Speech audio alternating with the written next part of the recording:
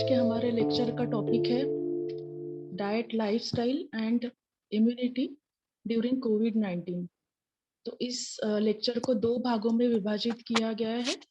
First इसमें diet और second इसमें लाइफस्टाइल।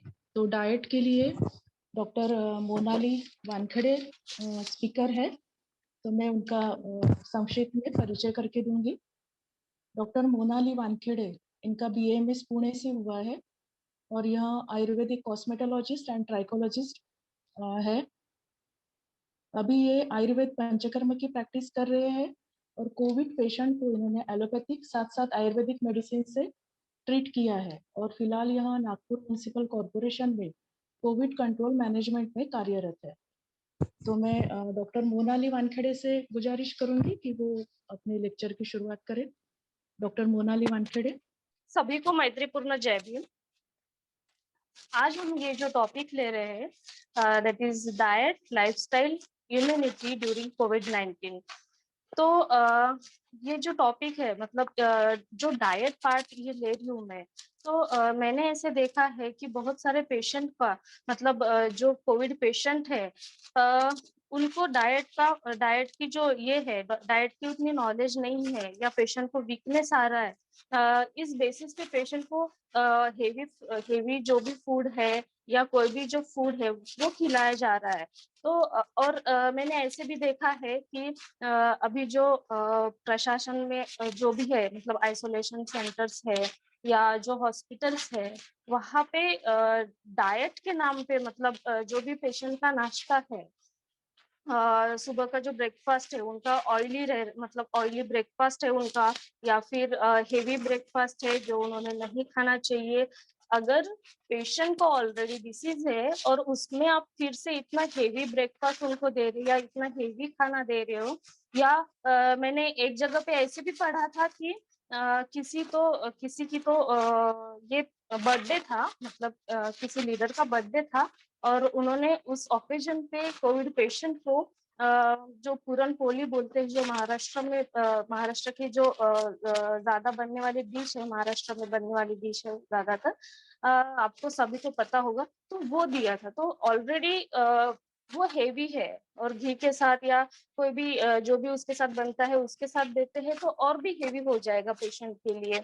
लेकिन बहुत सारे पेशेंट्स को या उनके रिलेटिव्स को ये पता नहीं है कि एग्जैक्टली कोविड में या कोविड नहीं होना चाहिए इसलिए डाइट क्या रहना है, क्या रखना चाहिए। या ऐसे भी देखा है कि व्हाट्सएप पे या फेसबुक पे बहुत सारे पोस्ट आ जाते हैं, मतलब जिसमें ऐसे जो भी उपचार करने के लिए बोले जाते हैं या ये खाओ, या फिर एक पढ़ा मैंने कि जिसमें था कि अजवाइन, कपूर, लौंग एक इसमें कपड़े में बांध दो और उसको सूंघते रहो सो दैट आपकी ऑक्सीजन लेवल उसमें बढ़ जाएगी। अगर आपको सांस लेने में तकलीफ हो रही है तो उससे बढ़ जाएगा। तो ये चीजें जो जो है वो आ, हमेशा सही नहीं रहती है। मतलब आयुर्वेद जो ये जो चीजें आप पढ़ रहे हो, ये चीजें जो देख रहे हो, यूट्यूब पे देख रहे हो, वही उसी का मतलब आयुर्वेद नहीं है। आयुर्वेद जो भी चीजें आप ले रहे हो, जो भी आप खा रहे हो, तो उसका इफेक्ट है तो साइड इफेक्ट भी होगा। तो ये सारा जो मिसकंसेप्शन है पेशेंट में, ये सारा दूर करने के लिए आज मैंने ये टॉपिक चूज किया है, क्योंकि अभी बहुत ज्यादा इसकी जरूरत है। तो आयुर्वेद का जो मेन उद्देश्य ये है कि जो भी स्वस्थ व्यक्ति है उसका स्वस्थ टिका के रखना है, स्वास्थ्य टिका के रखना है। उसका वो जो निरोगी है उसका आरोग्य वैसे के वैसे टिका के रखना है। और जो व्याधिग्रस्त है, जिनको कुछ व्याधि हुआ है, तो उनका व्याधि दूर करना है।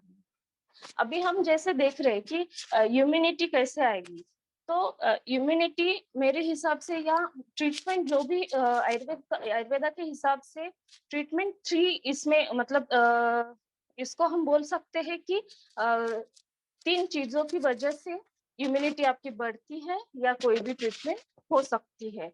दैट इज आहार मतलब डाइट, विहार मतलब लाइफस्टाइल, और औषध। तो यहाँ पे तो औषध हम डिस्कस नहीं करेंगे, आहार और विहार, जो कि विहार मतलब लाइफस्टाइल नेक्स्ट इसमें सेशन में होगा। फर्स्टली मैं ले रही हूँ आहार। तो ये 3 चीजों की वजह से पूरी पूरी जो इम्यूनिटी है वो आपकी बनती है, पूरी जो ट्रीटमेंट है वो 3 पिलर्स पे डिपेंड है। आयुर्वेद के हिसाब से आहारम परम औषधम ऐसे बताया है, मतलब आहार को ही औषध बताया है।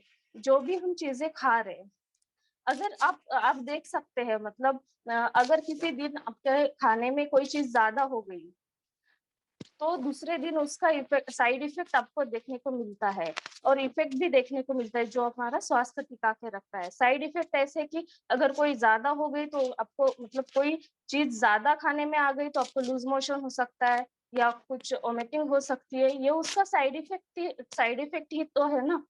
तो हमें ये चीज ध्यान में रखनी है, जो भी हम खा रहे हैं या जो भी हम आयुर्वेदा बोल के यूज कर रहे हैं और उसका साइड इफेक्ट नहीं है, ऐसे नहीं है, तो अपना जो डाइट है या जो हम आयुर्वेदिक दवाइयाँ यूज कर रहे हैं तो उसको प्रॉपर अमाउंट में यूज करना बहुत जरूरी है, प्रॉपर वे में यूज करना बहुत जरूरी है। और बेसिकली जो अपना डाइट है, तो डाइट के कंसेप्ट वैसे अगर आयुर्वेदा में देखा जाए तो बहुत वास्ट है, लेकिन हम उतना यहाँ पे नहीं लेंगे क्योंकि आहार आहार को ही जब आयुर्वेदा में औषध बोला गया है तो हर चीज कैसे खानी है, मतलब आपको केली खानी है तो वो भी किस प्रकार से खानी है, किस व्यक्ति ने खानी है और किसने नहीं खानी है, ये चीजें आयुर्वेदा में बहुत डिटेल में एक्सप्लेन की है। तो हम उतना डिटेल में अभी नहीं देखेंगे क्योंकि अभी टाइम लिमिट है, तो बहुत सारी चीजें कवर करनी है। जो मेनली कोविड के वक्त हमें क्या खाना चाहिए या कोविड होने के बाद क्या खाना चाहिए, ये चीजें हम यहाँ पे कवर करेंगे। या अभी मैं पहले आपको, जो कोविड पेशेंट नहीं है और जिनको कोविड हो चुका है, 21-25 दिन हो चुके हैं, उन्होंने क्या डाइट लेना है ये बताऊंगी, सो दैट आपकी इम्यूनिटी जो है वो मेंटेन रहेगी, और आपका डाइजेशन अच्छा रहा तो इम्यूनिटी अच्छी रहेगी और इम्यूनिटी बढ़ेगी भी उससे। तो सबसे पहले अभी जैसे हम देख रहे हैं कि बाहर लॉकडाउन लगा है, तो हमें हमारे मन को भी लॉकडाउन लगाना है। मतलब क्या कि जो चीजें हमें नहीं खानी है ये हमें पता है, बहुत सी चीजें जैसे हमें पता है कि बेकरी प्रोडक्ट्स नहीं खाने हैं, उससे हमारा जो डाइजेशन है वो बिगड़ सकता है, वो खराब हो सकता है, तो वो नहीं खाना चाहिए। इस तरह से हमें मन को भी लॉकडाउन लगाना बहुत जरूरी है। आयुर्वेद में आहार का जो कंसेप्ट है वो कार्बोहाइड्रेट्स, प्रोटीन, फैट्स या मल्टीविटामिन इस भाषा में नहीं है, इस तरह से कुछ भी मापा नहीं जाता है। आयुर्वेद में आहार का जो कंसेप्ट है वो षड रसात्मक आहार इस बेसिस पे है। षड रसात्मक मतलब क्या, जो भी 6 टेस्ट है, 6 टेस्ट बताए हैं आयुर्वेदा में, दैट इज मतलब मधुर, मीठा, उसके बाद खट्टा, उसके बाद तीखा, खारा या कड़वा, और एक बताया है कि उसको कषाय बोलते हैं, मतलब तुरट, जैसे आंवले का मराठी में उसको तुरट बोलते हैं, हिंदी में मुझे याद नहीं क्या बोलते हैं। और जैसे आंवले का टेस्ट रहता है, थोड़ा मीठा रहता है और उसके साथ साथ थोड़ा सा कषाय रस भी उसमें रहता है, वैसे टेस्ट। तो ये जो 6 टेस्ट है उसके हिसाब से हमें क्या ज्यादा खाना है, क्या कम खाना है, या कैसे उसको बैलेंस रखना है। अगर ये 6 हम रोज के रोज खा रहे हैं, रोज के डाइट में हम इसको इंक्लूड कर रहे हैं, तो दैट इज प्रॉपर डाइट। ठीक है, तो अगर इसमें से कुछ भी ज्यादा होता है, जैसे हम मीठी चीजें ज्यादा खाती है तो आपको पता है उससे कफजन्य जो व्याधि है, कफजन्य मतलब उससे ओबेसिटी आ सकती है, डायबिटीज हो सकता है। अगर तीखी चीजें ज्यादा खाते हैं तो उससे पित्त बढ़ सकता है, उससे एक शरीर की भी, मतलब स्किन की भी डिसीजेस हो सकते हैं। या पेशेंट जो है, जो भी व्यक्ति तीखा ज्यादा खाता है वो पतला ज्यादा होने के चांसेस रहते हैं। तो हमारे डाइट में कौन सा रस, मतलब कौन सी टेस्ट ज्यादा हो रही है या कौन सी टेस्ट कम हो रही है, उस पे भी हमें जो व्याधियां होती है, हमें जो डिसीज होते हैं वो डिपेंड करते हैं। सब जब पेशेंट आते हैं तो उनकी सबसे पहले यही हिस्ट्री ले जाती है कि वो किस प्रदेश से बिलोंग करते हैं। मतलब आहार हमारा ऐसे भी होना चाहिए जैसे हम अभी सपोज मैं अभी नागपुर में हूँ तो यहाँ पे या विदर्भ में या महाराष्ट्र में कौन सी चीजें आती है ज्यादा, है ना, यहाँ पे कौन सी ज्यादा चीजें उगती है, किसकी किन चीजों की ज्यादा खेती होती है, वही चीजें मैंने खानी चाहिए। तो और यही चीजें मेरे लिए साथ में रहती है। साथ में मतलब जो मुझे सूट करती है, जिससे मुझे कोई हानि नहीं हो सकती। जैसे पंजाब में अगर देखा जाए तो पंजाब में गेहूं ज्यादा ये होते हैं, या चावल, या फिर वहाँ के लोग अगर घी बटर पनीर वगैरह ऐसे ज्यादा खाते हैं तो भी उनको कुछ उतना साइड इफेक्ट नहीं होता, या उनको उनको उनकी वो डाइजेशन पावर उतनी रहती है कि वो उतना हजम कर सकते हैं। लेकिन वही क्वांटिटी अगर यहाँ के लोगों ने खाई, महाराष्ट्र के लोगों ने खाई, या किसी और प्रदेश के लोगों ने खाई, तो उनको उतना डाइजेस्ट नहीं होगा। अगर हम केरला में जाते हैं और केरला में देखते हैं तो वहां पे राइस ज्यादा मिलता है, और वहां पे फिर डोसा इडली ये चीजें बनती है ज्यादा, तो वहां के लोगों को वो ज्यादा साथ में है, मतलब वहां के लोग उसे अच्छे से डाइजेस्ट कर सकते हैं, तो उनके लिए वो आहार है। ऐसे हम बोल नहीं सकते कि इडली डोसा अच्छा नहीं है उनके लिए। उनके लिए तो वही अच्छा है क्योंकि वो वही खाते आ रहे हैं। अभी अगर हमारे देश का पूरे देखा जाए तो ब्रेड बिस्किट या बेकरी प्रोडक्ट जो है हमारे यहाँ का नहीं है। वो कहाँ का है, वो फॉरेन का है, उनको डाइजेस्ट होता है, लेकिन हमें यहाँ पे नहीं होता है, तो हमने वो नहीं खाना चाहिए। तो आयुर्वेद में आहार की जो कंसेप्ट है वो प्रदेश के हिसाब से भी है, फिर प्रकृति के हिसाब से भी है। प्रकृति मतलब क्या? प्रकृति मतलब वात पित्त और कफ, ऐसे 3 प्रकृति रहती है पेशेंट की, जो आपके डॉक्टर आपको अच्छे से समझा सकते हैं। अगर आपने उनको कंसल्ट किया तो आपके जो भी आपका जो बॉडी टाइप है, आपकी जो खाने की हैबिट है, या जो भी ओवरऑल आपका मेटाबॉलिज्म है, उससे आपकी प्रकृति डिसाइड होती है, और आपका आहार भी वैसे डिसाइड होता है, और औषध भी वैसे डिसाइड होता है। तो आहार वैसे प्रकृति के हिसाब से लेना चाहिए। मतलब ऐसे नहीं है कि मुझे कभी कभार ऐसे हो सकता है कि मुझे तीखा खाने से तकलीफ नहीं हुई, मैंने 2 मिर्ची खाई मुझे तकलीफ नहीं हुई, लेकिन वही किसी और ने खाई तो उसको तकलीफ हुई, क्योंकि उसकी प्रकृति पित्त की रह सकती है तो इसलिए उसको तकलीफ हुई। मेरी कफ की प्रकृति है इसलिए मुझे तकलीफ नहीं हुई। तो ये चीजें आयुर्वेद में बहुत इंपॉर्टेंट है। फिर उसके बाद आहार की मात्रा कैसे होनी चाहिए? आहार की मात्रा अगेन वो हर एक की अलग अलग रहती है। ऐसे कुछ नहीं कि 2 चपाती 3 चपाती वो हर एक ने फिक्स करनी है। ठीक है, हर एक की भूख अलग है। मतलब कफ प्रकृति की व्यक्ति है तो उसको 2 बार ही खाने की जरूरत पड़ेगी, या फिर पित्त प्रकृति की व्यक्ति है उसको 3 बार भी भूख लग सकती है। तो जब आपको भूख लगेगी तो अपने आहार की मात्रा जो है वो कितनी लेनी है? आहार की मात्रा जो भी मतलब जितनी आप अपनी भूख है, सपोज 4 चपाती की मेरी भूख है तो उससे आधी मतलब 2 चपाती मैंने लेनी है, और जो फिर हाफ भाग जो है, हाफ पार्ट जो है स्टमक का वो एम्प्टी रहेगा। ठीक है, उसमें से आधा पानी के लिए रखना है, और उसमें से आधा मतलब 1/4 पार्ट जो है वो पूरा खाली रखना है। तो इससे क्या होगा, आप जो भी डाइट लोगे, आप जो भी सॉलिड फूड खाओगे उसका प्रॉपर चर्निंग होगा, और प्रॉपर चर्निंग होने से डाइजेशन अच्छा होगा, और डाइजेशन अच्छा हुआ तो आपकी मेटाबॉलिज्म अच्छी होगी सारी, और आपकी इम्यूनिटी भी अच्छी होगी। तो ये जो आहार मात्रा है ये ये व्यक्ति के हिसाब से या अपने प्रकृति के हिसाब से, या हमें कितना ये होता है, हमें कितना डाइजेस्ट होता है उसके हिसाब से हमने डिसाइड करनी चाहिए। मतलब हमने ये डिसाइड करना है कि खाने के लिए जिंदा रहना है या जिंदा रहने के लिए खाना है ना। अगर जिंदा रहने के लिए खाना है तो हमें आयुर्वेद के जो रूल्स है उसको स्वीकार करना पड़ेगा, उसको हमारे डेली डेली इसमें लाना पड़ेगा। अभी आप जो भी हेल्दी चीजें बोल रहे हो, अभी मैं आगे बताऊंगी कि क्या क्या हेल्दी चीजें हैं। तो अब जो भी हेल्दी चीजें हैं उनको धीरे धीरे धीरे करके ऐड करिए। और जो भी आप अनहेल्दी खाते हो वो भी बताऊंगी क्या अनहेल्दी है, या जो भी आप टाइम ये कर रहे हो, मिसमैच कर रहे हो, या नियम के हिसाब से नहीं खा रहे, तो वो धीरे धीरे करके उसको ऐड करना है।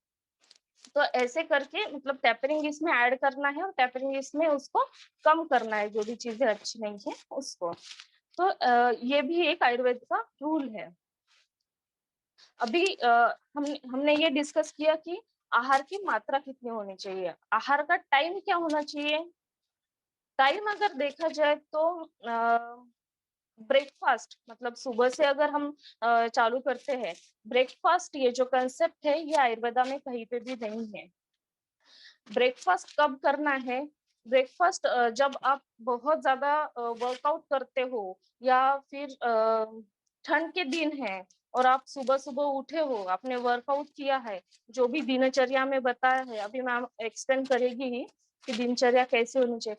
तो ठंड के दिनों में आप उठ के अगर वर्कआउट करते हो तो 7 साढ़े 7 बजे जब भूख लगेगी आपको, तब आपने ब्रेकफास्ट करना चाहिए। ब्रेकफास्ट मतलब उसमें क्या है, ब्रेड बिस्किट ब्रेड बटर ऐसे नहीं है कुछ, या पोहे वगैरह ये जो है, ये अगर ये यहाँ का है महाराष्ट्र का है फिर भी आपने पोहे वगैरह ये हेवी रहता है, तो ये हेवी चीजें नहीं लेनी है।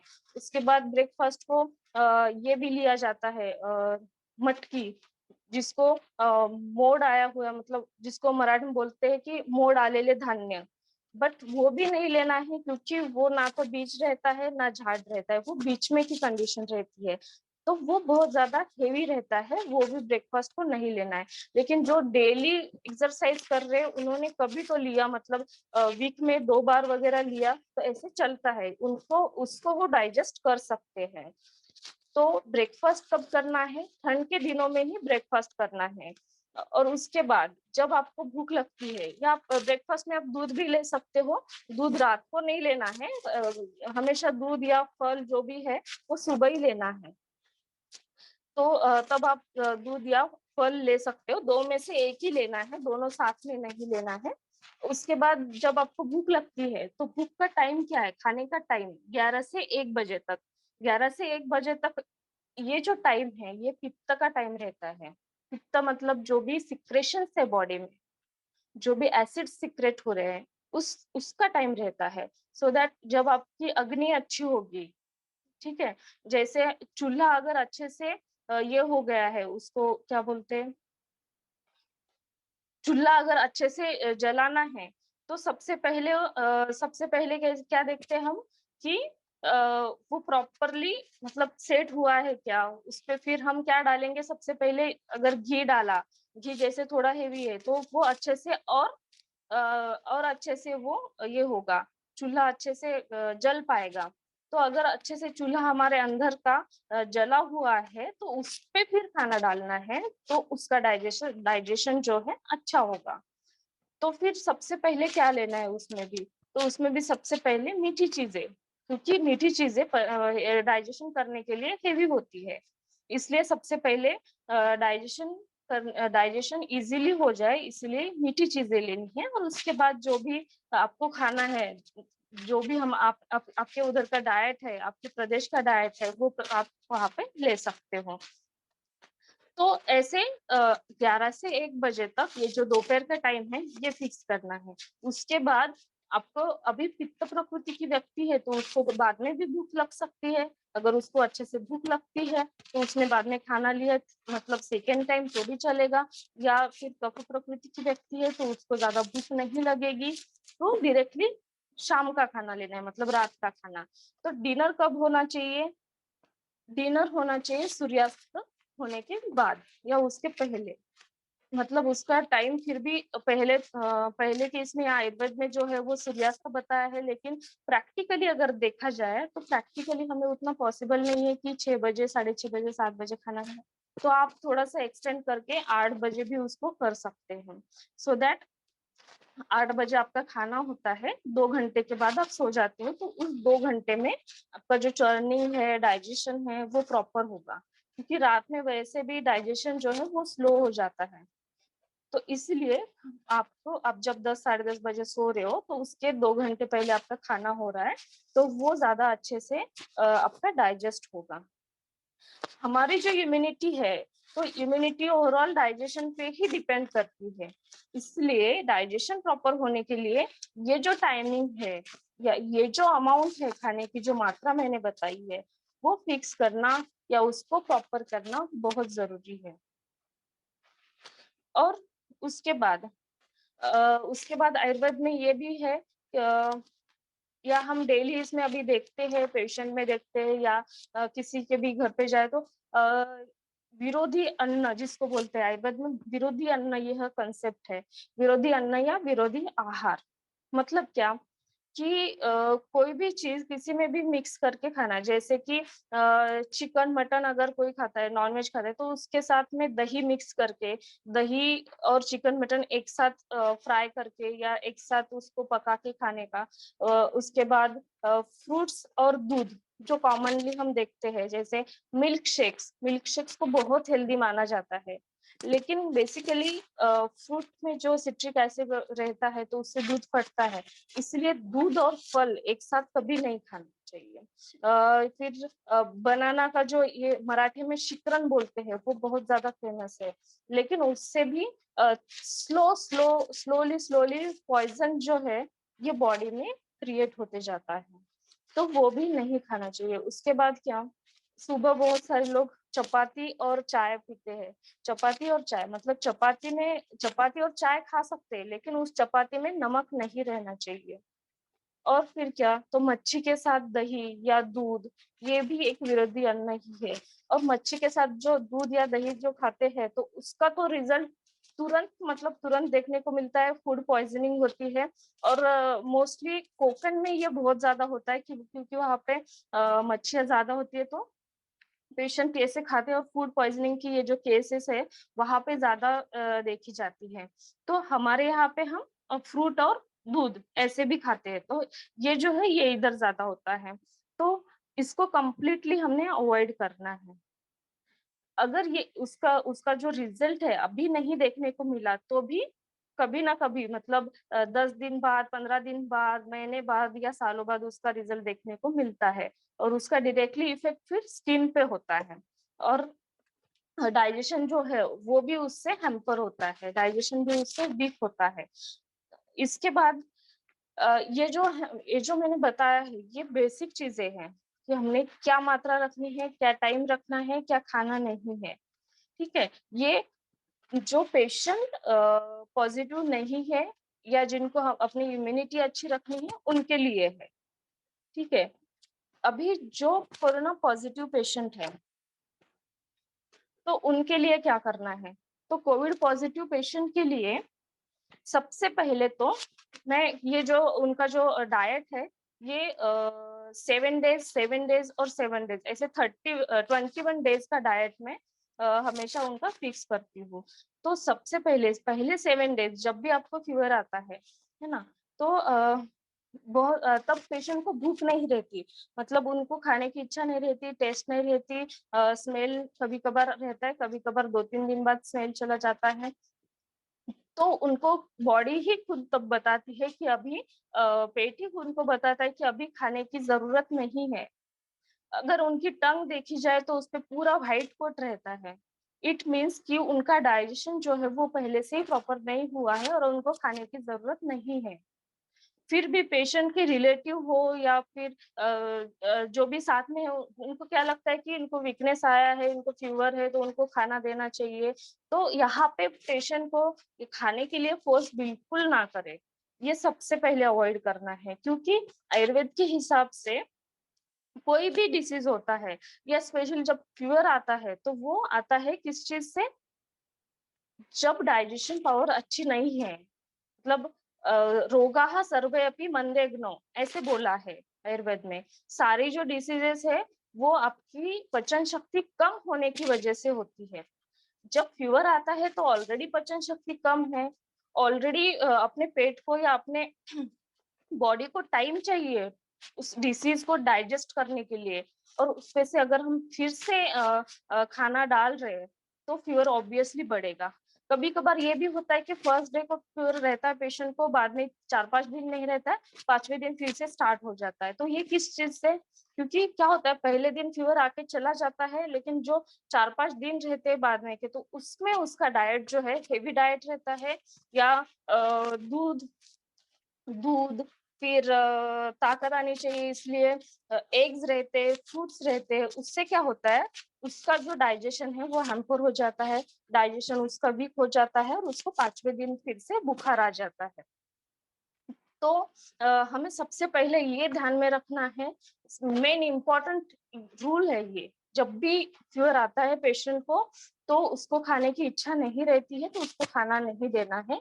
तो खाना नहीं देना है तो उसको और क्या देना है, तो उसको मूंग से बनी हुई जो भी चीजें हैं, जैसे मूंग दाल का सूप, मतलब थोड़ी आधी वाटी अगर आपने दाल ली और उसमें 2 ग्लास 2.5 ग्लास पानी डाल के रखा और उसको उबाला, और उससे जो भी दाल पकने के बाद जो भी पानी बचता है उसको अगर छान के उनको दिया, तो ये क्या करेगा, एक उनकी शक्ति भी बढ़ाएगा और उनका जो डाइजेशन है वो भी प्रॉपर रखेगा। फिर दूसरा और क्या दे सकते हैं, दूसरा हम चावल का सूप दे सकते हैं। सेम वे में बनाना है, थोड़ा सा मतलब आधी कटोरी या उससे भी कम चावल, उसमें 2-2.5 ग्लास पानी, उसको बॉईल आने देना है। चावल पकने के बाद उसको छान के पेशेंट को देना है। इस पे आप फिर काली मिरी वगैरह डाल सकते हो। तो ये दो जो चीजें हैं, तो हमने ये समझना है कि बस यही मेरा डाइट है, क्योंकि अभी मुझे कोविड हुआ है और मुझे इससे अगर रिकवर होना है और जो आगे आने वाले कॉम्प्लिकेशंस है अगर वो टालने हैं, उसको कम करना है, तो बस मुझे अभी ये 7 दिन मेरे लिए ऐसे ही डाइट रखना है। बहुत सारे जगह पे इसे देखा जाता है कि फिर पेशेंट को नारियल पानी देते हैं, जो भी पॉजिटिव पेशेंट है, अगर वो इंट्यूबेटेड है, मतलब जिनको नली से खाना दिया जा रहा है, तो उनको क्या देते हैं, फिर फ्रूट जूस देते हैं, नारियल पानी देते हैं, या फिर हाँ जो भी मिल्क शेक वगैरह ऐसे है, दूध है, तो वो देते हैं खाने के लिए। लेकिन उससे क्या होगा, उससे बॉडी में कफ बढ़ेगा। मेरे पेशेंट में ऐसे हुआ है, मतलब उन्होंने ज्यादा तरबूज वगैरह खाया, खरबूजा खाया, तो बाद में उनका HRCT स्कोर बढ़ गया है। तो लंग्स की जो कैपेसिटी है, लंग्स में जो कफ है, वो ठंडी चीजों के कारण बढ़ता है। जैसे ठंडी चीजों के कारण सर्दी बढ़ती है अपनी, कफ बढ़ता है, तो वैसे ही कोविड पेशेंट में भी नारियल पानी, फ्रूट जूस, ये चीजें देने की वजह से कफ बढ़ता है। तो उनको पेशेंट को ट्यूब डाली हुई है, तो क्या करना है, पेशेंट को भी सेम जो भी मूंग का सूप है या चावल का सूप है वो देना है। फिर नेक्स्ट 7 डेज क्या करना है, अभी फर्स्ट 7 डेज में उनका HRCT स्कोर वगैरह ज्यादा आने की चांसेस रहते हैं, जैसे हम चौथे 5वें दिन पे HRCT करके देखते हैं, ठीक है, तो तब उनका स्कोर जो है हमें पता चलता है। और इसी वक्त फिर बहुत से पेशेंट में डी डायमर टेस्ट भी करते हैं हम, मतलब ब्लड टेस्ट करते हैं, और बाकी भी इन्वेस्टिगेशन जो है वो कर लेते हैं। तो फर्स्ट 7 डेज जो है वो पेशेंट के लिए, पेशेंट की इम्यूनिटी के लिए बहुत मतलब क्रूशियल है, बहुत इंपॉर्टेंट है। तो पेशेंट ने फर्स्ट 7 डेज वो 2 ही चीजों का डाइट रखना है। उसके बाद 7 डेज क्या करना है, तो उसके बाद के 7 डेज में क्या, कि आपकी बॉडी थोड़ी रिकवर हो सकती है तब, तो तब थोड़ा सा सेमी सॉलिड फूड आप ले सकते हो, जैसे मूंग दाल की खिचड़ी है। उसके बाद आप उनको दाल चावल जो है वो भी मतलब ज्यादा सूप या ज्यादा लिक्विड इसमें दे सकते हैं। फिर उनको हम फ्रूट कोई भी नहीं देना है वैसे भी, या फिर भी अपने उनको अनार दिया तो भी चलेगा। ऐसे ऐसे करके उनका थोड़ा सा डाइट बढ़ाना है, और उनकी भूख भी अच्छी हो सकती है, तभी हर पेशेंट में नहीं होती, लेकिन आप तब उनको थोड़ा सेमी सॉलिड फूड दे सकते हो। और जब 7 डेज हो गए, अभी 14 डेज का तो टोटल स्पैन गया, 14 डेज में पूरा पेशेंट ने पथ्य मतलब जो भी डाइट है वो अच्छे से उसका उन्होंने फॉलो किया। फिर 7 डेज क्या है ना, तो ये जो नेक्स्ट 7 डेज रहते हैं 14 डेज बाद के, तो वो रिकवरी पीरियड रहता है पेशेंट का। तो उस 7 डेज में पेशेंट को बहुत ज्यादा ये होता है, मतलब उनको थकान बहुत महसूस होती है, पैर दर्द करते हैं, सर्दी खांसी तभी भी रहती है, कभी कभार थोड़ा सा फ्यूरिश भी लगता है। तो तब पेशेंट ने उसमें से रिकवर होने के लिए, अभी इसमें तो आयुर्वेदा में कुछ ऐसे मल्टीविटामिन वगैरह नहीं है, तो आयुर्वेदा ने तभी भी यही बता के रखा था, जो भी पेशेंट है उनको फीवर आके चला गया है ना, तो अभी फीवर डाइजेस्ट करने के लिए उनको दवाई दे दो, मतलब जो भी हम आयुर्वेदिक दवाई चालू करते हैं वो दवाई, तो वो दवाई हम तभी और अच्छे से चालू करते हैं। और उसके साथ साथ डाइट में फिर एक खजूरादि मंथ बोल के है इसमें आयुर्वेदा में, जिसमें खजूर, फिर अनार, एक दो खजूर, 8-10 ये अनार के, और फिर उसमें थोड़ी सी इमली, ऐसे मिक्स करके उसको नियर अबाउट आधे घंटे के लिए भिगो के रखते हैं और फिर उसका जूस बना के देते हैं। तो उससे क्या होगा, जो भी डिहाइड्रेशन हुआ है पेशेंट का या जो भी वीकनेस आया है उनको, वो वीकनेस थोड़ा थोड़ा करके कम होगा। फिर और क्या देते हैं, और अभी इसमें हम सारी जो सब्जियां है तब स्टार्ट कर सकते हैं, जैसे कि जिसको फल भाजा बोलते हैं, मतलब जैसे कद्दू है, दोड़का, उसके बाद छोटे छोटे बैंगन, बड़े बैंगन नहीं, छोटे बैंगन, उसके बाद कोहड़ा, उसके बाद ये करेले, ऐसे हम उसको उसमें चालू कर सकते हैं। ज्यादा लीफी वेजिटेबल नहीं देना है उनको, तो उनको ज्यादा ये चीजें देनी है, कद्दू, दोड़का वगैरह ऐसे। तो पोस्ट कोविड हम और भी एक चालू करते हैं, जिससे कोहले का बनाया हुआ एक कल्प है, उसको हम कुष्मांडा अवलेह बोलते हैं। तो वो पेठे के जैसे पेठा भी चालू कर सकते हैं, जो पेठा हमें मिलता है ना बाजार में, वो पेठा भी हम तब पेशेंट को चालू कर सकते हैं, क्योंकि जो भी लंग्स उसमें डैमेज हुए हैं कोविड में, तो लंग्स का डैमेज भरने के लिए या रिकवर करने के लिए वो बहुत अच्छा है, तो वो हम उनको चालू कर सकते हैं।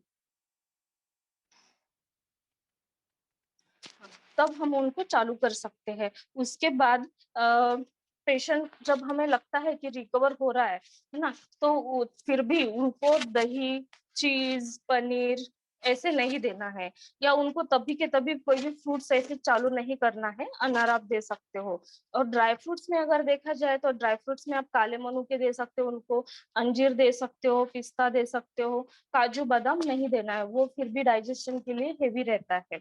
तो हेवी जो चीजें हैं, जैसे चने की दाल है, वो भी अवॉइड करनी है, वो भी ड्यूरिंग कोविड और पोस्ट कोविड जो 7 डेज है वो अवॉइड करनी है। अगर ये 21 डेज आपने अच्छे से ख्याल रखा, तो आपके बाद में आने वाले जो कॉम्प्लिकेशंस है तो वो उसमें कम हो सकते हैं, और आपकी इम्यूनिटी जो है इसमें बढ़ सकती है। और अभी और अच्छी मतलब हल्का डाइट जो बोलते हैं हम, तो हल्का एक और डाइट है कि धान की लाही आती है, जिसको मराठी में साळीच्या लाह्या बोलतात। तर मग तो ये जो है धान की लाही, वो बहुत डाइजेशन के लिए इजी रहती है, और उससे जो भी हम ये कर रहे हैं, जो भी हम सलाइन वगैरह लेते हैं, तो एक सलाइन से जितनी ताकत आती है, तो उतनी ताकत अगर हम उस धान की लाही का ये करते हैं, जूस करते हैं, या उसको भिगो के पानी में भिगो के उसका पानी पीते हैं, तो उतनी ताकत हमें आती है। तो ये जो हल्की जो चीजें हैं वो तब चालू करनी है। उसके बाद अगर आहार में बोला जाए, तो एक औषध भी है, मतलब जो नागर मोथा जिसको बोलते हैं, मुस्ता, तो ये इजीली अवेलेबल हो जाता है। मराठी में उसको लवाड़ी भी बोलते हैं। तो अगर इसका पानी पिया जाए, या फिर पानी में शुंठी थोड़ा सा डाल के पी जाए, तो ये भी as a digestion, as a digestive liquid act करता है। और ये भी हमें ड्यूरिंग कोविड हम पी सकते हैं, पोस्ट कोविड भी पी सकते हैं। उसके बाद अगर टेस्ट नहीं रहती है ना, तो तब अजवायन, शुंठी, इसका पानी हम पी सकते हैं, या धने जीरे का पानी हम पी सकते हैं। जैसे रात में भिगो के रखा 1 गिलास 2 गिलास पानी में, और उसको सुबह पी लिया ऐसे, या दिन भर में पी लिया। जैसे 1 लीटर पानी बॉईल किया, उसमें 1 चम्मच धना, 1 चम्मच जीरा ऐसे डाल के उसको बॉईल करके फिर रख दिया, और बाद में जो भी पानी बचेगा है ना, उसको छान के थोड़ा थोड़ा करके हम पी सकते हैं। तो उससे क्या होगा, जो भी अंदर जो टॉक्सिन्स है या अनडाइजेस्टेड फूड है, उसका डाइजेशन अच्छे से होगा। तो ये हम पोस्ट कोविड भी कर सकते हैं, प्री कोविड, ड्यूरिंग कोविड भी कर सकते हैं। और ये देखा जाता है कि पोस्ट कोविड हमें बहुत जलन होती है, पेट में जलन होती है, छाले आते हैं या वीकनेस होता है, या फिर हाथ पैर की जलन होती है, और फिर इम्यूनिटी तो कम हुई रहती ही है। तो इसमें क्या होता है, पित्त बढ़ा हुआ है। और बाकी की अगर हम रिकवरी के लिए जाने के देखेंगे, मतलब रिकवरी का देखेंगे, तो जिनकी इम्यूनिटी अच्छी है उनको रिकवर जल्दी होगा, लेकिन जिनकी इम्यूनिटी कम है ऑलरेडी, तो उनको रिकवरी के लिए बहुत टाइम लगेगा। तो ऐसे में क्या करना है कि हमने ड्यूरिंग कोविड बहुत मेडिसिन ली रहती है, क्योंकि तब वो जरूरी रहती है। तो उसका इफेक्ट भी कम करने के लिए आयुर्वेद में एक बहुत ही अच्छा बताया है कि एरंड तेल हर कोई ले सकता है। मतलब हर प्रकृति की व्यक्ति अच्छे से ले सकती है इजीली। उनका मतलब विरेचन जिसको बोलते हैं हम, लूज मोशन, वो अच्छे से होता है।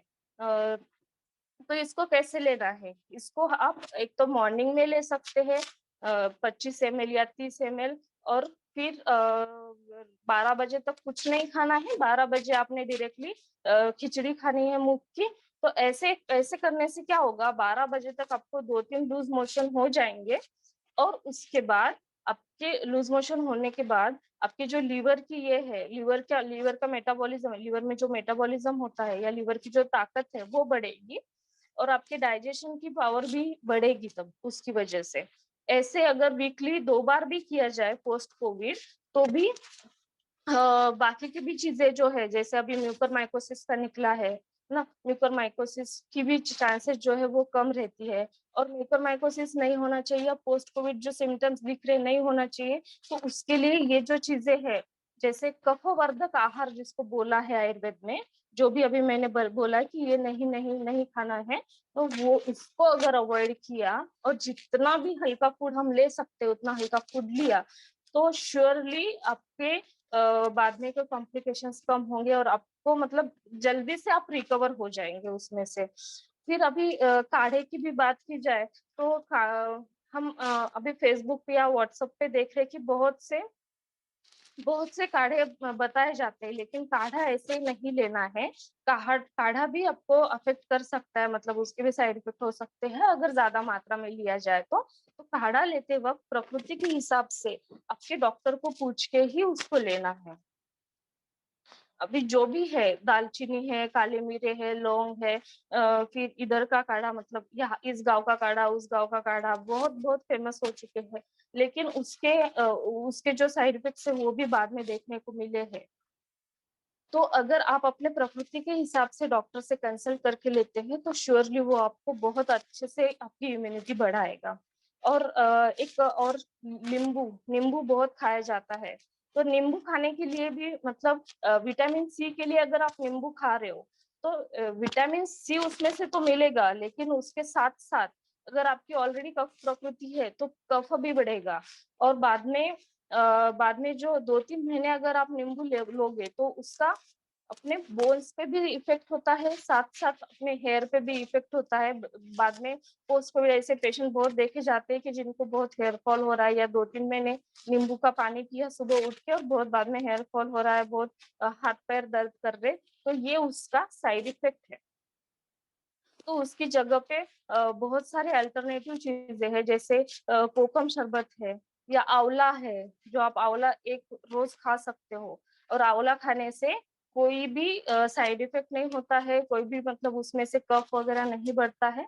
आंवला सबके लिए हेल्दी है, अमृत माना गया है उसको। तो आंवला आप खा सकते हो। उससे बना हुआ च्यवनप्राश जो है वो भी आप खा सकते हो। फिर भी च्यवनप्राश कभी कभार पित्त के व्यक्तियों को दूध के साथ लेना पड़ता है, वो भी गर्म हो सकता है उनको। तो ये जो चीजें हैं, इससे विटामिन सी बढ़ेगा, ना कि सिर्फ नींबू से। नींबू खाना है तो कितना खाना है, जितना हम खाने के साथ 2 ड्रॉप्स 3 ड्रॉप्स जितना लगता है उतना अगर निचोड़ के खाते हैं तो उतना ही।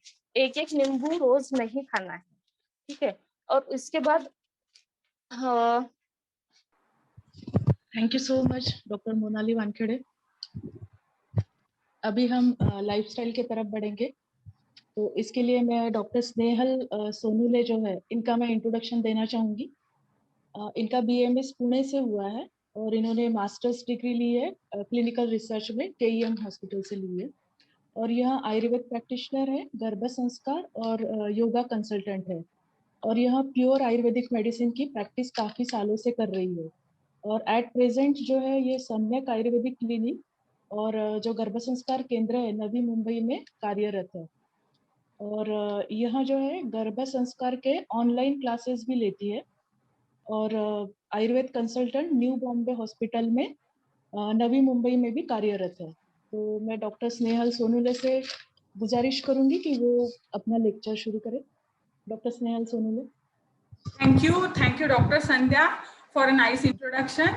And सबसे पहले मैं धन्यवाद करना चाहूँगी TBM कोरोना रिलीफ टीम का और हमारी टेली कंसल्टिंग डॉक्टर टीम का कि उन्होंने ये टॉपिक यहाँ पे रखने के लिए मुझे अवसर दिया है। सो धन्यवाद सबको, मेरा मैत्रीपूर्ण जय Bhim. Doctor Monali, thank you, आपने आहार के बारे में बहुत ही अच्छी इंफॉर्मेशन लोगों तक पहुंचाई है। बहुत इंपॉर्टेंट पॉइंट्स आपने उसमें कवर किए हैं। अभी इसके बाद हम आते हैं विहार पर, लाइफस्टाइल कैसी होनी चाहिए। मैंने एक छोटा सा प्रेजेंटेशन जो है मेरा वो बनाया हुआ है, मैं वो आपके साथ शेयर करना चाहती हूँ। I hope everyone is able to see my screen. Yes, thank you very much. Actually, जो कोविड के ड्यूरिंग लाइफस्टाइल है, हम जैसे घर पे बैठे हैं, बहुत दिनों से लॉकडाउन चल रहा है, हम सारे लोग अपने अपने घर से काम कर रहे हैं और घर पे बैठे हुए हैं। तो हमारा जो लाइफस्टाइल है और जो हम दिन भर करते हैं काम, वो किस तरीके का हो रहा है और उसकी वजह से हमारी इम्यूनिटी पर क्या इफेक्ट हो रहा है, इन चीजों को मैं थोड़ा सा इसमें कवर करना चाहती हूँ।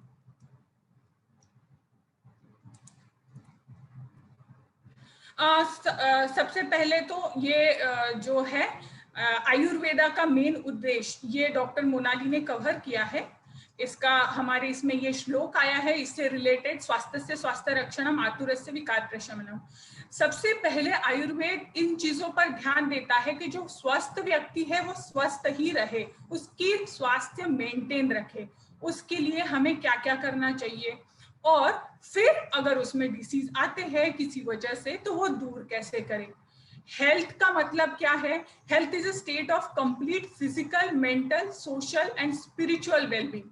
मतलब सिर्फ डिसीज ना होना, इसका मतलब हेल्थ नहीं है। इसके अलावा अगर आप फिजिकली, मेंटली, सोशली और स्पिरिचुअली अगर फिट है, सारे कामों को ठीक से कर रहे हैं, तो इसका मतलब है आप संपूर्ण रूप से स्वस्थ हैं।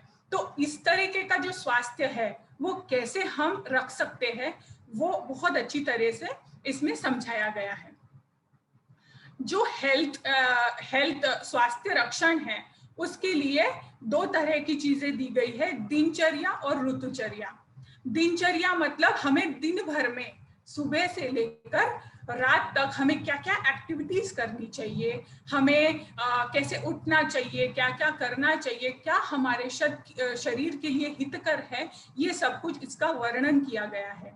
और ऋतुचर्या मतलब सीजन चेंज के हिसाब से किस सीजन में हमें क्या लेना चाहिए। जैसे कि गर्मी का सीजन है तो अपने आप को, शरीर को ठंडा रखने के लिए क्या चीजें खानी चाहिए, क्या एक्टिविटीज करनी चाहिए, इन सब का इन्वॉल्वमेंट है। तो दिनचर्या की तरफ हम मुड़ते हैं। सबसे पहले एक पॉइंट मैं आपके सामने रखना चाहती हूँ। Clinical studies proves that the stress and unhealthy diet, improper lifestyle and weather can decrease the immunity. Thus, individuals are more susceptible to diseases. ये सारी जो चीजें हैं ये इम्यूनिटी को डिक्रीज कर रही है। हम समझते हैं कि हम घर पे हैं, प्रोटेक्टेड है, लेकिन हम देरी से उठ रहे हैं, हम बहुत स्ट्रेस ले रहे हैं, हमारा लाइफस्टाइल बिल्कुल भी अच्छा नहीं है, हम अनहेल्थी डाइट ले रहे हैं। ये सब चीजें जो है ये हमारी हेल्थ को हैम्पर कर रही है, ये चीजें हमारे कम करती है और उसकी वजह से हम इजीली प्रोन होते हैं डिसीजेस के लिए। इनमें सबसे प्राइम इम्पोर्टेंस पर आता है हाइजीन। हाइजीन के बारे में सभी को पता है। ये जो मैंने यहाँ पे लगाया हुआ है पोस्टर, इसको सभी ने अच्छी तरह से देखा है बहुत जगह पे। मास्क वेयर करना, हाथ धोना और 6 फीट की दूरी रखना, ये सब लोग फॉलो कर रहे हैं और हाइजीन का इम्पोर्टेंट इस कोविड टाइम में सबको बहुत अच्छी तरीके से समझा है। इसके अलावा खुद की जो हाइजीन होती है, like bathing, not exchanging clothes with other persons, मतलब दूसरे लोगों के साथ अपने कपड़े शेयर ना करना, रोज टाइम टू टाइम बात करना, सीजन के हिसाब से अगर ट्वाइस है तो ट्वाइस बात करना, ये सारी चीजें हमारी शरीर की शुचिता को दर्शाती है। तो हमें अगर जो एनवायरमेंटल पॉल्यूटेंट्स है उनसे अगर बचे रहना है तो हमें खुद को सबसे इम्पोर्टेंटली हाइजीनिकली रहना है, ये सबसे पहली चीज है। उसके बाद हम मुड़ते हैं डेली रूटीन की तरफ। हमें रोजमर्रा के जो काम है वो कैसे करने हैं। सबसे पहले तो सुबह अर्ली मॉर्निंग हमें उठना है। सुबह अर्ली मॉर्निंग जो सनराइज के पहले के 45 मिनट्स होते हैं, उस समय उठने के लिए कहा गया है। ये जो समय होता है इसे एक तरह से ब्रह्म मुहूर्त कहा गया है। ब्रह्म मतलब श्रेष्ठ, मुहूर्त मतलब टाइम। ये सबसे अच्छा, सबसे श्रेष्ठ टाइम है। अगर इस टाइम में हम उठते हैं तो एनवायरमेंट में ऑक्सीजन का प्रमाण जो है बहुत अच्छी तरीके से होता है। हम ऑक्सीजन बहुत अच्छे से ले सकते हैं, प्योर फॉर्म में ले सकते हैं, पॉल्यूशन बहुत कम होता है। और अगर हम सुबह उठकर ब्राइट सनलाइट जो है उसको एक्सपोज करते हैं तो हमारी शरीर में सेरोटोनिन नाम का जो हार्मोन है वो रिलीज होता है। That gives the feeling of wellbeing, happiness, activeness and alertness through out the day. हम पूरे दिन तक एकदम तंदुरुस्ती के साथ, हैप्पीनेस के साथ और एक्टिवनेस के साथ रह सकते हैं। ये जो सुबह का टाइम है, ये जो लोग पढ़ाई करते हैं, जो विद्यार्थी दशा में है और जो पढ़ाई करते हैं उनके लिए भी बहुत अच्छा बताया है, क्योंकि इस समय में आकलन शक्ति बहुत अच्छी होती है। तो ये जो होता है, ये टाइम में उठने के बाद हमें थोड़ा सा ल्यूक वार्म वाटर पीने के लिए बताया है। Half glass of Luke warm water is sufficient. जो लोग सुबह उठकर बहुत ज्यादा अमाउंट में पानी पीते हैं उसको अवॉइड करना है। That is not good for your health. थोड़ा सा आधा से 1 गिलास तक पानी, जितनी आपको प्यास है उतना आप पी सकते हैं। ये पानी क्या हेल्प करता है?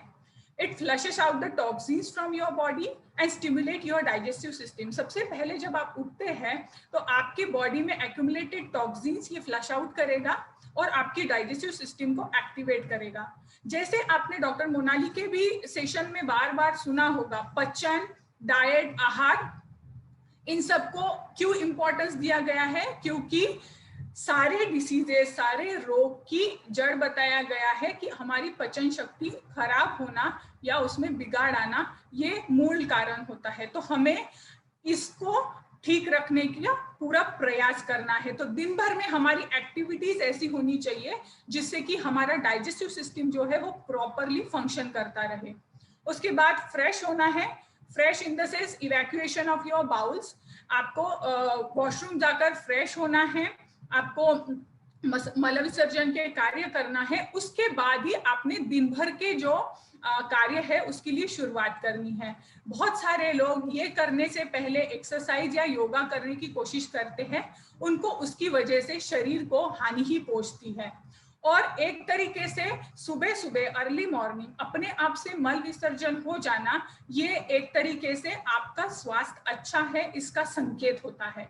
तो अगर आपका डाइजेस्टिव सिस्टम अच्छे से काम कर रहा है तो सुबह सुबह early morning without any medicine और any other liquid you can evacuate your bladder.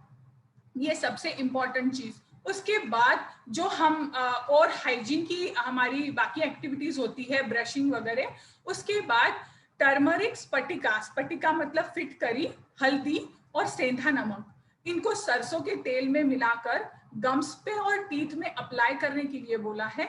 ये जो होता है ये मिक्सचर, ये हमारे टीथ को गम्स को और ओरल कैविटी को प्रोटेक्ट करता है, एक प्रकार की प्रोटेक्टिंग लेयर देता है। इसमें जो गुण होते हैं उसकी वजह से हम कई तरह के इन्फेक्शन जो है ओरल कैविटी के उसको प्रिवेंट कर सकते हैं। इसमें अभी जो रूट है वायरस की एंट्री का या कोई भी जर्म्स है उसकी एंट्री का माउथ एंड नोज है, तो उसकी प्रोटेक्शन के लिए कई सारे उपाय दिए हैं, इसमें ये एक उपाय दिया गया है। उसके बाद अंजन बताया है। आंखों में भी बहुत सारे इफेक्ट होते हैं, आंखों के लिए मेडिकेटेड काजल या काऊ घी, इससे अंजन बताया है। अंजन मतलब जिस तरीके से हम काजल लगाते हैं उस तरीके से मेडिकेटेड काजल आते हैं जो मार्केट में मिलते हैं, वो नहीं, वो अगर हम लगाते हैं, या फिर काऊ घी देसी गाय का घी अगर हम लगाते हैं तो उससे हम आईज को इन्फेक्शन से प्रोटेक्ट कर सकते हैं। या आयुर्वेदिक आई ड्रॉप्स भी आते हैं जो कि आईज को प्रोटेक्ट करते हैं। ये जो डेली रूटीन है इसमें मैंने वाटर का एक पॉइंट बताया था, हमें सुबह उठकर कंज्यूम करना चाहिए। अब सुबह उठकर तो हमने वाटर को कंज्यूम किया है, बट इस वाटर के और क्या क्या फायदे हैं, हमें कब कब कंज्यूम करना है, ये हमारी लाइफस्टाइल से बहुत ज्यादा जुड़ा हुआ है। वाटर को हमें एम्प्टी स्टमक सुबह पीने के बाद पूरे दिन भर में half glass of water every half an hour और 1 hour according to our thirst, जितनी हमें प्यास लगती है उतना पानी हमने पीना चाहिए। जो मिथ्स है वाटर के बारे में वो बहुत ज्यादा फैले हुए हैं कि आपको बहुत ज्यादा 7 to 8 लीटर पानी पीना चाहिए या आपको इतने लीटर वाटर कंज्यूम करना चाहिए। आपने बहुत सारे लोगों को देखा होगा कि पानी की बोतल लेकर बैठते हैं और उनका दिन भर में इतनी बोतल मुझे खत्म करनी है, ये एम रहता है।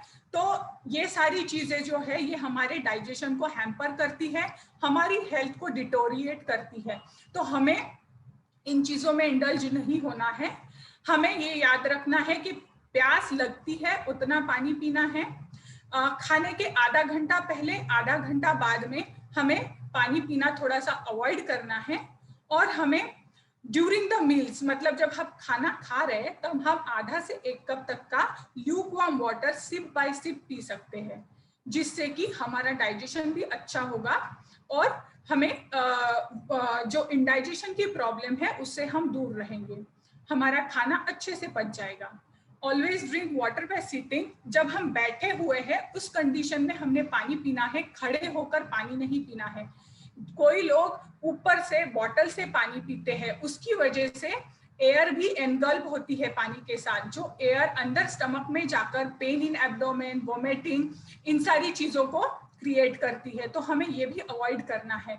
वाटर के बारे में एक सूत्र आया है आयुर्वेदा में, अजीर्णे भेषजम वारी जीर्णे वारी बलप्रदम, भोजने चामृतम वारी भोजनांते विषप्रदम।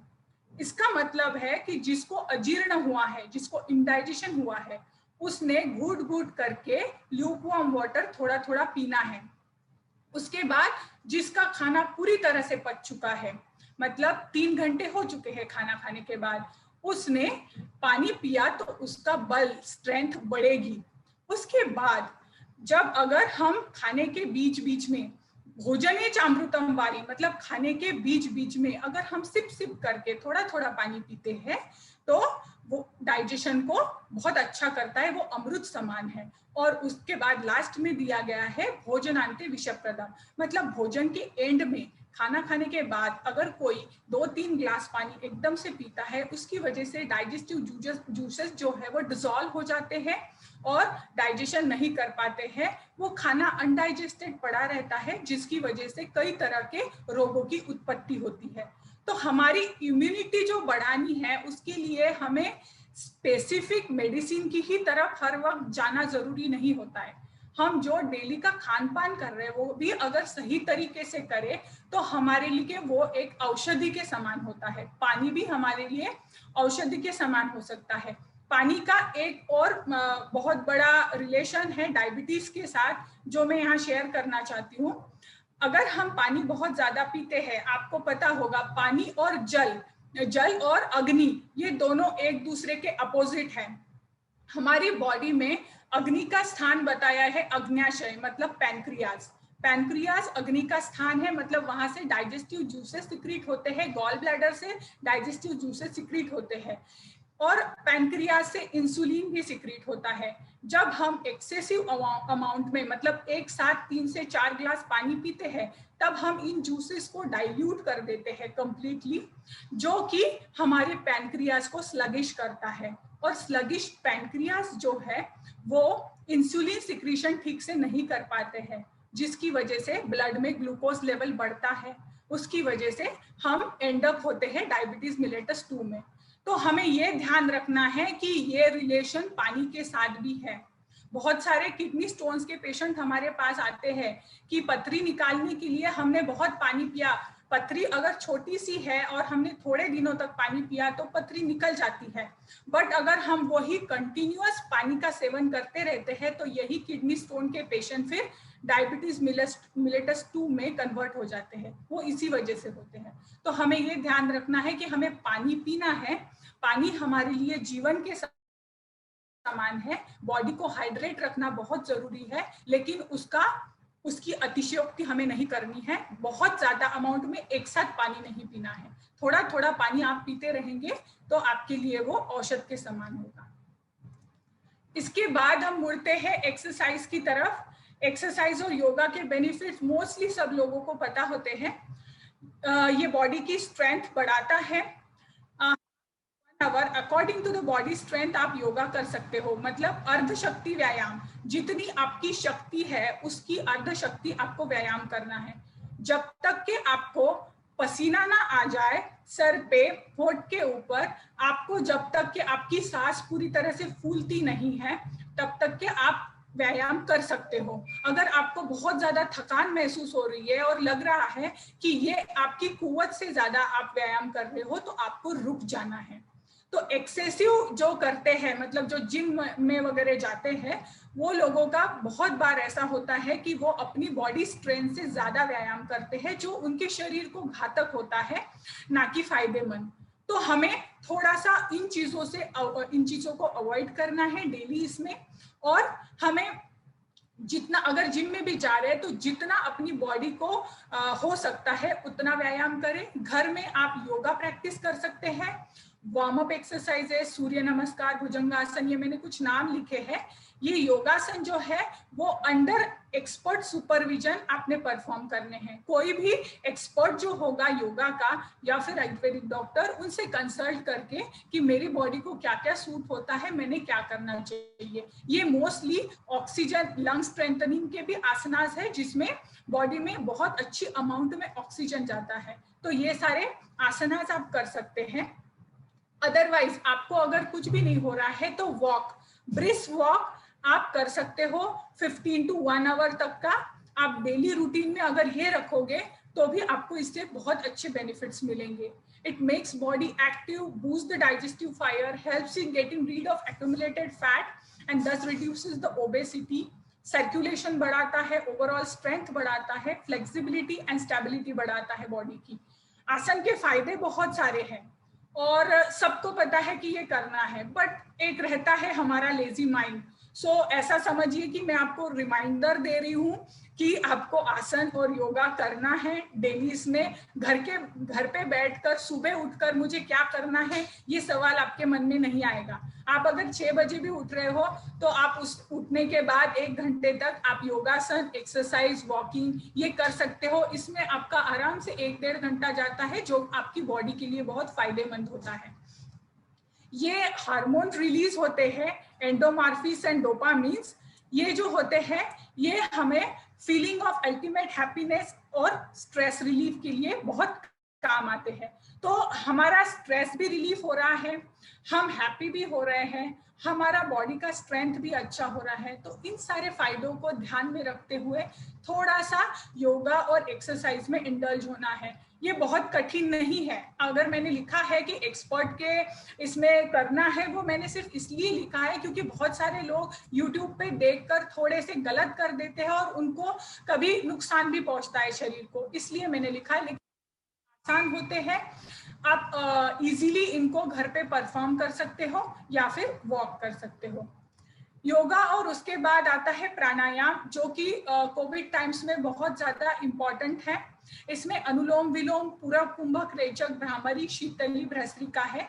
एक स्पेशल लंग स्ट्रेंथनिंग प्राणायामास है, ये स्पेशली डॉक्टर्स ने डिजाइन किए हुए हैं।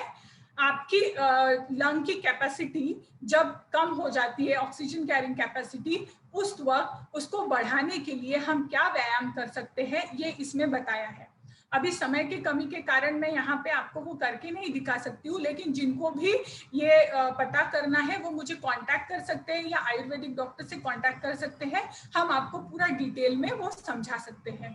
तो ये जो प्राणायाम होते हैं, ये हमारी शरीर में ज्यादा से ज्यादा ऑक्सीजन कैसे जाए इसके लिए बहुत अच्छे से हेल्प करते हैं।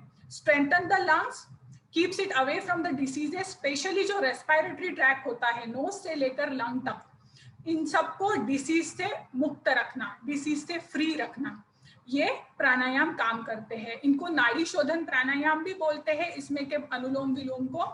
इससे हमारी नाड़ियां, मतलब ये रेस्पिरेटरी ट्रैक जो है उसकी शुद्धि होती है।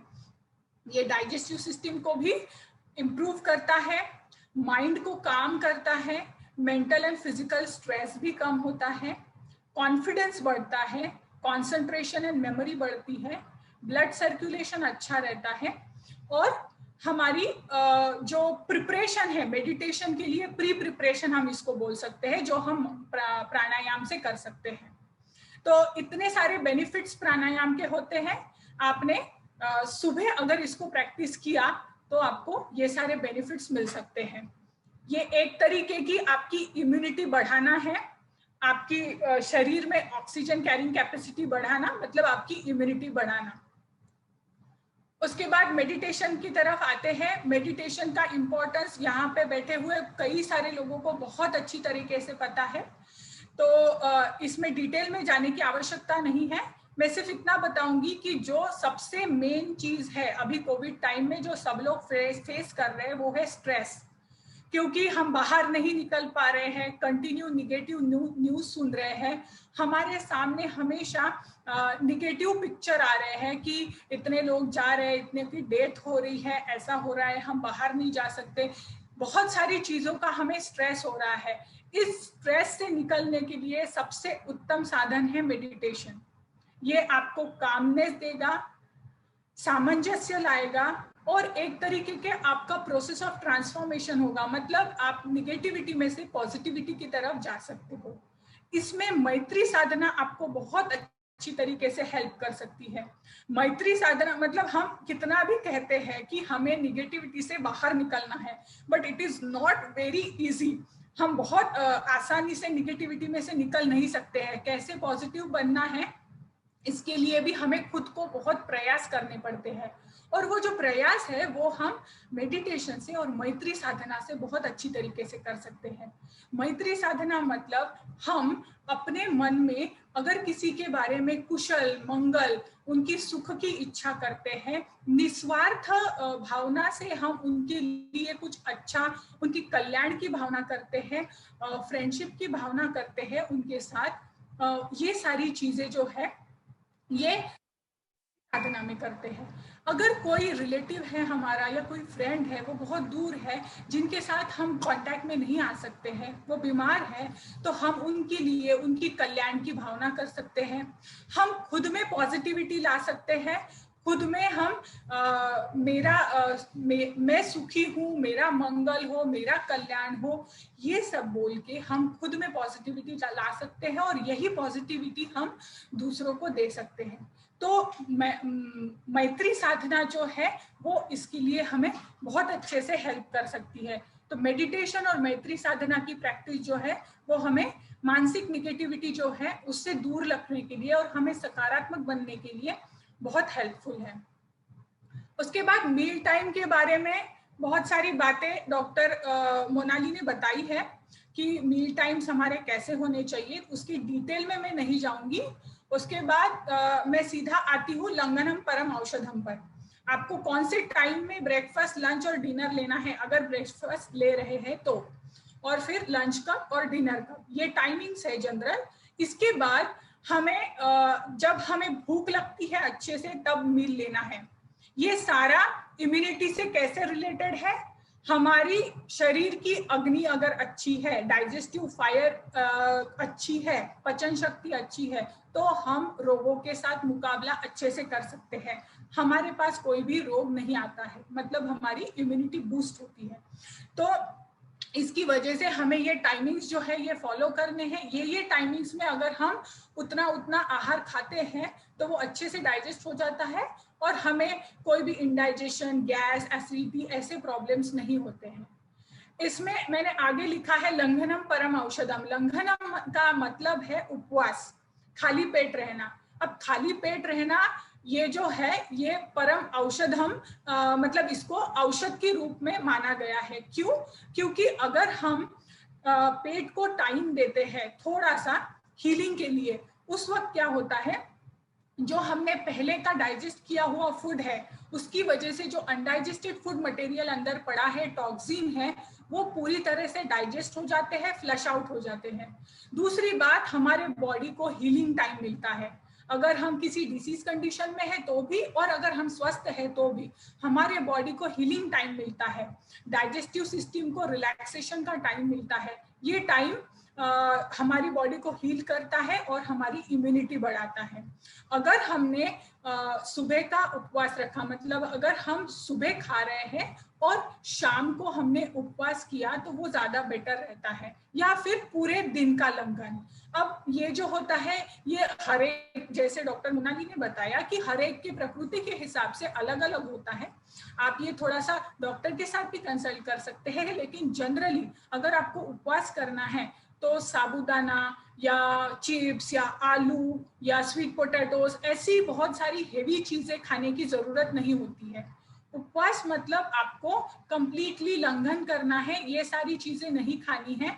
आप क्या ले सकते हो, हल्का नींबू पानी या नारियल पानी, या फिर आप हल्के फ्रूट्स ले सकते हो एक आध बार। लेकिन बहुत ज्यादा फ्रूट्स खा लिए या बहुत ज्यादा खा लिया तो वो उपवास को कोई अर्थ रहता नहीं है, और बॉडी को हीलिंग टाइम भी नहीं मिलता, और जो हमारी डाइजेस्टिव सिस्टम को क्लीन होना होता है उसके लिए भी टाइम नहीं मिलता है।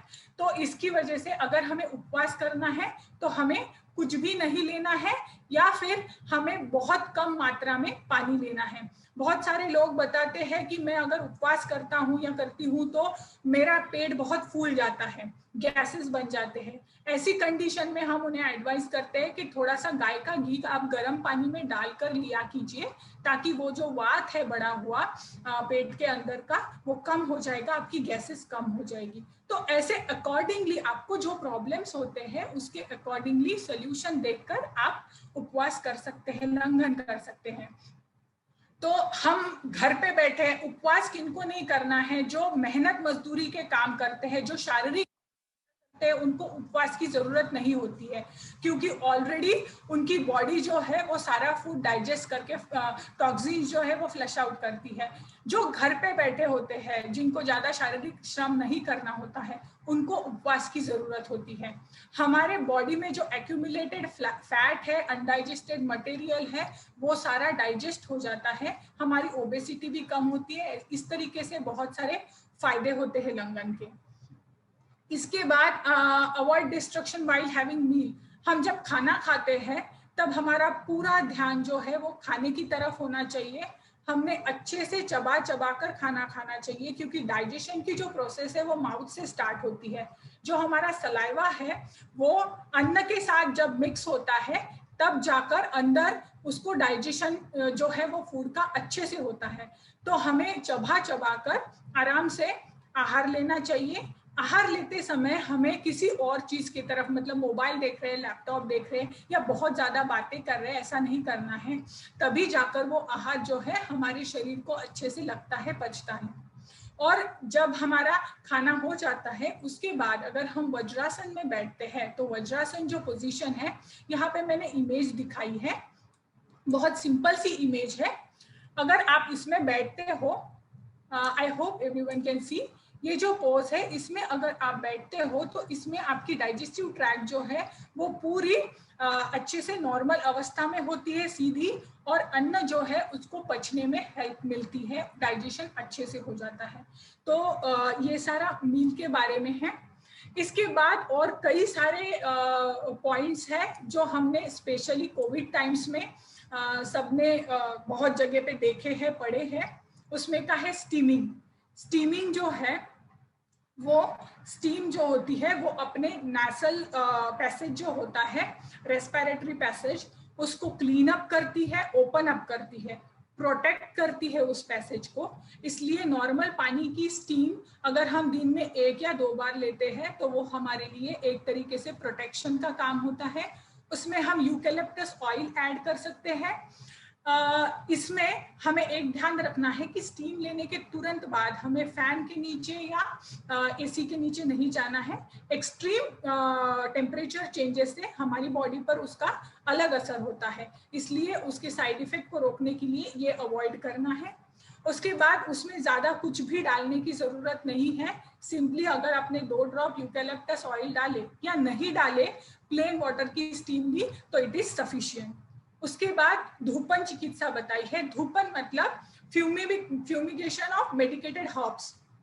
अब नीम है, गुगुल है, सेंधा नमक है, ऐसी कई सारी वनस्पतियां या द्रव्य है जिनको जलाकर उनका जो धूम है वो घर में थोड़ा सा फैलाने के लिए, ये जो है ये वातावरण को शुद्ध करता है।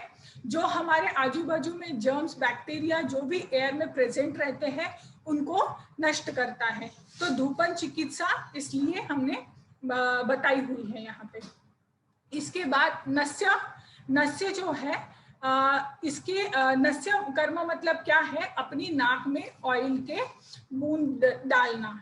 ये जो ऑयल के बूंद होते हैं ये अपने नेसल म्यूकोजा को अंदर से कवरिंग देते हैं, जिससे नेसल म्यूकोजा जो है वो प्रोटेक्ट होता है और बाहर से आने वाले जो भी जर्म्स और वायरस है उससे वो प्रोटेक्टेड रहता है। It helps to protect the nasal mucosa again exposure to foreign particles. And जो शोल्डर से ऊपर जो भी हमारा है, मतलब eyes, nose, ear, throat, mouth, इन सब का प्रोटेक्शन जो है और इनको अच्छी तरीके से रखना, ये नस्य का कर्म है।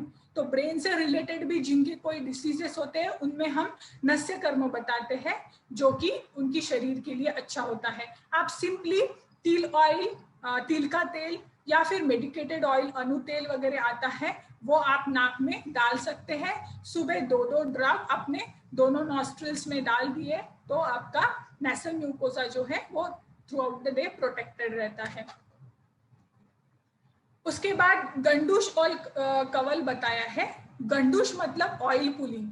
ऑयल पुलिंग मतलब आपने ऑयल मुंह में भरना है और जब तक कि आपका ओरल कैविटी पूरी तरह से फिल नहीं होती है, मुंह पूरी तरह से फिल नहीं होता है, उतना ऑयल लेना है।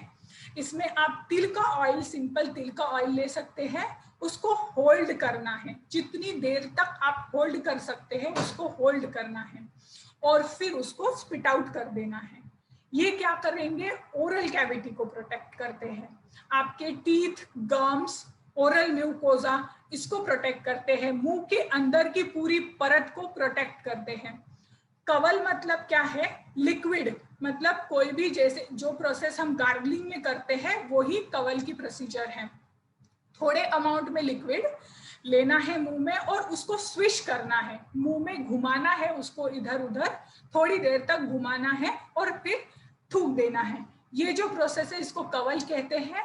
ये जो है ये माउथ और गम्स के डिसीजेस को प्रिवेंट करती है। उसके बाद टॉक्सिन्स को रिमूव करती है और डाइजेस्टिव ट्रैक के फंक्शन जो है वो अच्छे से होते हैं।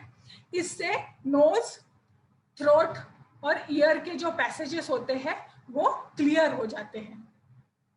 उसके बाद गार्गलिंग जो है उसके लिए एक बताया है, ये आप जनरल मेजर है, ये आप कोई भी ये कर सकते हैं। 1 ग्लास ल्यूकॉर्म वाटर में ½ टीस्पून हल्दी डालना है और थोड़ा सा सेंधा नमक, और उससे गार्गलिंग करनी है, गरारे करने हैं और फिर उसको थूकना है। ये आप डेली में प्रैक्टिस कर सकते हो आपके ओरल कैविटी को प्रोटेक्ट करने के लिए। अभी जो कोविड के बाद म्यूकोरमाइकोसिस आया है उसको प्रिवेंट करने में भी ये बहुत अच्छी तरीके से हेल्प करेगा। फिर त्रिफला काढ़ा दिया है। त्रिफले का काढ़ा, त्रिफला बहुत लोगों को पता होगा, ये आपको आयुर्वेदिक मेडिकल स्टोर में मिल जाता है आराम से। इसका काढ़ा बनाते हैं, वो भी आप मुंह में रख के उससे गार्गलिंग कर सकते हैं, जिससे आप अपने ओरल म्यूकोजा को प्रोटेक्ट कर सके। ये स्पेशल इम्यूनिटी बढ़ाने के लिए नेसल म्यूकोजा की और ओरल कैविटी की। उसके बाद अभ्यंगम। अभ्यंगम मतलब ऑयल एप्लीकेशन। एक तो oiling all over the body बताया है, दूसरा शिरोभ्यंगम मतलब सिर पे और पैर पे लगाने के लिए। ये एक तरीके से स्ट्रेस रिलीफ करता है, बॉडी का ड्राइनेस कम करता है और बॉडी की स्ट्रेंथनिंग बढ़ाता है। पोस्ट कोविड पेशेंट्स में जब बहुत ही लिथार्जी और वीकनेस महसूस होता है, तब जैसे डाइट में कुछ चेंजेस करने होते हैं, वैसे ही अगर हम उनको ऑयल की मसाज करें तो उनके बॉडी में स्ट्रेंथ बहुत जल्दी अच्छे से आती है और उनको इतना वीकनेस महसूस नहीं होता। उसके बाद एक इम्पॉर्टेंट पॉइंट आता है, जो कि हम सब घर से काम कर रहे हैं, तो बहुत सारे लोग हैं जिनका वर्क फ्रॉम होम चल रहा है, तो उन्होंने भी ये ध्यान में रखना है कि अगर आप घर पे बैठे हैं और काम कर रहे हैं लैपटॉप पे या कंप्यूटर पे, तो आपने लॉन्ग टर्म तक एक ही पोजीशन में स्क्रीन के सामने नहीं बैठना है। थोड़ी थोड़ी देर में 1 से 2 घंटे के बाद अपने ब्रेक्स लेने हैं। उस ब्रेक्स में आपने थोड़ा सा वॉक करना है 2 मिनट का, या तो आपने नेक के छोटे छोटे व्यायाम जो होते हैं, आगे पीछे नेक करना या साइड में नेक करना, ये नेक के व्यायाम करने हैं। और आंखों के व्यायाम जो होते हैं, आंखों की पुतलियों को घुमाना, आंखें बंद करना, खोलना, ये थोड़े से देकर आंखों को रेस्ट देना। ये सारी चीजें जब हम करते हैं तो हमें बॉडी पर अननेसेसरी स्ट्रेस जो है वो नहीं आता है। करेक्ट पोस्चर जो है बैठते वक्त वो इम्पोर्टेंट है। अगर आप हो सकता है तो जो आपकी स्क्रीन है उसको गार्ड या शील्ड लगाइए, और ओवर स्ट्रेस मत लीजिए वर्क का कि हमें काम करना है और उसमें बहुत ज्यादा स्ट्रेस में जा रहे हैं। अगर आपको लग रहा है कि काम कंटिन्यूअसली ज्यादा हो रहा है तो बीच में आप थोड़ी सी गैप ले सकते हैं, खुद को रिलैक्स कर सकते हैं और फिर दोबारा से काम शुरू कर सकते हैं। उसके बाद अदर एक्टिविटीज, बहुत सारी एक्टिविटीज है दिन भर में जो आप घर पे कर सकते हो आपकी स्ट्रेस रिलीफ के लिए। रीडिंग करना है गुड बुक्स का, बहुत अच्छी अच्छी बुक्स होती है, इसको आप रीड करिए। अगर आप सुबह उठ रहे हैं और आपको लग रहा है कि दिन भर में टाइम मेरे पास है, तो आप उस वक्त में रीडिंग कर सकते हो, म्यूजिक सुन सकते हैं। म्यूजिक बहुत ही अच्छी तरीके से स्ट्रेस रिलीफ करता है। फिर talking with your family and friends. हम घर पे बैठकर भी अपने फैमिली के साथ बहुत ज्यादा बातें नहीं करते हैं, सब लोग मीडिया में खोए होते हैं, तो हमें थोड़ा सा मीडिया से दूर हटकर, थोड़ा सा मीडिया का उपवास कर हम अपनी फैमिली से और फ्रेंड से अगर बातें करते हैं तो हमारा स्ट्रेस रिलीफ होता है, हमें हैप्पी महसूस होता है। Indulge yourself in your hobbies. जो भी हॉबीज है आपकी, पेंटिंग करना, गिटार बजाना, म्यूजिक, गाना गाना, जो भी है उसमें आप थोड़ा सा खुद को इंडल्ज कीजिए, उसमें आप इन्वॉल्व होइए। आपका जो भी उससे जो सेल्फ स्टीम है वो भी बढ़ेगा और आप में पॉजिटिविटी आएगी। फिर मंत्र चैंटिंग में बहुत सारे अच्छे अच्छे मंत्र है। एक बार जब हम कभी कॉन्सेंट्रेट नहीं कर पाते हैं माइंड को, उस वक्त हम कभी कभी ये थेरेपी यूज करते हैं, जैसे ओम मणि पद्मे हूँ, ये मंत्र है। हम अगर इसको बार बार चांट करते हैं तो हमारा माइंड जो है एक जगह कॉन्सेंट्रेट होता है और हमें एक तरीके से स्ट्रेस से रिलीफ पाने का एक मार्ग मिलता है। तो मंत्र चैंटिंग भी अच्छी एक्टिविटी है। फिर अवॉइड नेगेटिव मीडिया। ऑब्वियसली ये सबको पता है, लेकिन फिर भी हमारे से हो जाता है कि हम टीवी पे न्यूज़ देख रहे हैं, नेगेटिव न्यूज़ आ रही है, सोशल मीडिया पे फेसबुक पे देख रहे हैं, कोई नेगेटिव न्यूज़ आ रही है, वो हमारे सामने से जाती है और हमें दुखी करके जाती है। तो हमें थोड़ा सा जो नेगेटिव न्यूज़ फैलाते हैं ऐसे न्यूज़ चैनल से और ऐसे न्यूज़ से हमें थोड़ा सा दूर रहना है।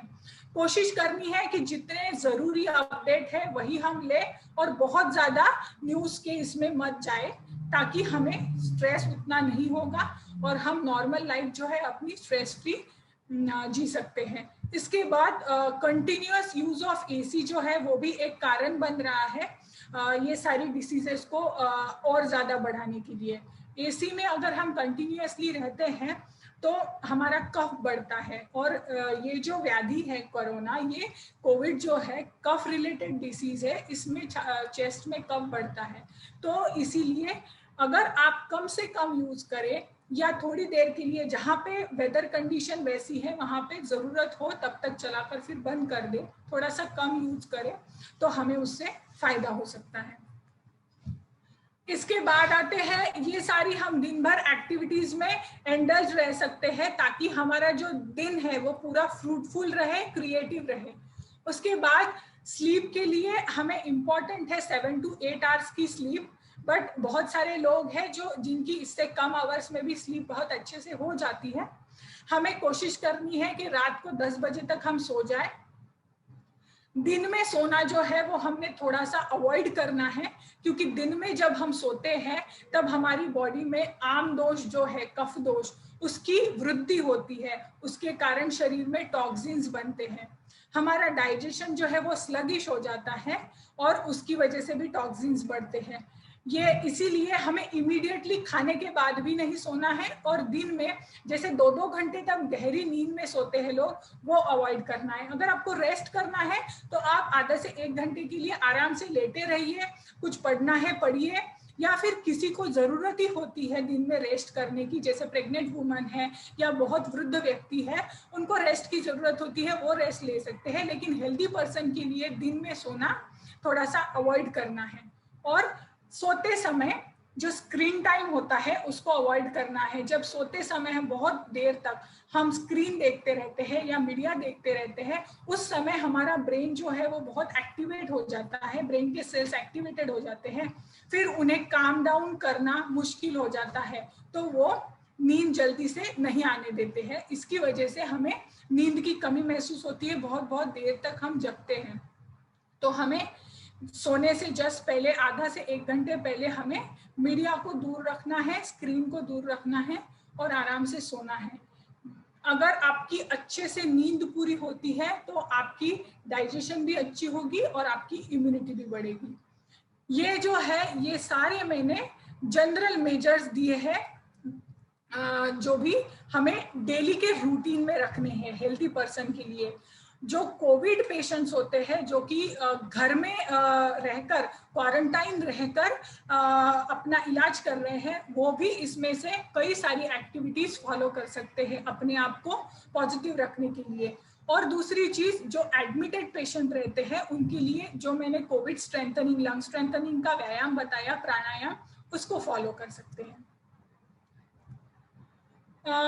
ठीक है, इतना ही अभी मुझे लगता है आपको कन्वे करने का जो मेन था लाइफस्टाइल का, वो इतना मैंने किया है। इसके अलावा कई सारे पॉइंट्स हैं, आपको जो भी कुछ पूछना होगा आप मुझे इस नंबर पे कॉल कर सकते हैं, या टीम में और आयुर्वेदिक डॉक्टर हैं उनसे कांटेक्ट कर सकते हैं और पूछ सकते हैं।